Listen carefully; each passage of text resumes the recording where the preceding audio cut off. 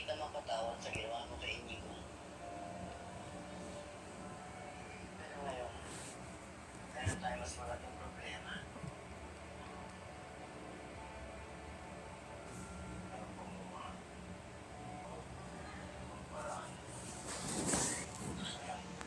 Roberto, ngayon alam mo na halos lahat ng ari-arian natin binigay ng papa ko sa kapit niya. Hindi man na yan tayo inisip. Tayo na rin ang pamilya niya. Hindi ginawa ni Papa yung sana wala tayong problema ngayon. At hindi kinailangan na depende tayo sa mga Montenegro ng ganong katagal. Tayo lang ang may karapatan sa ari-arian nun. Dahil ako lang ang natira para makuha yun. Kayo ang dapat makinabang doon. Pero ako ng parang naman.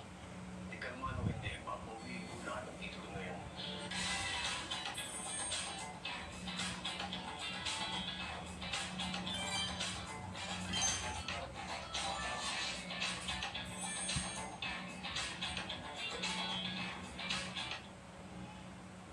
Dahil dapat, tunay lang na Guerrero ang mamamana at mag-aari.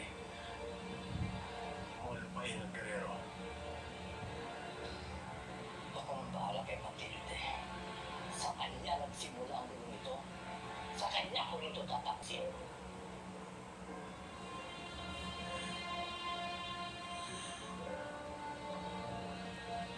Akalain mo nga naman yung marites na yan.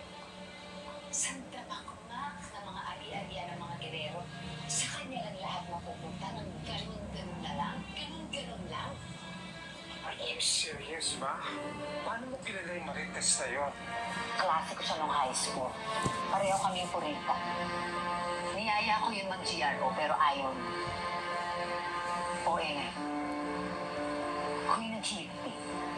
Ako yung tumabaho. Binigay ko yung dangal at pagkatao ko. Tapos, siya lang makikinabang. Wait it, hindi ako papayag. Ma, hindi tayo papayag. Sa pagkakas.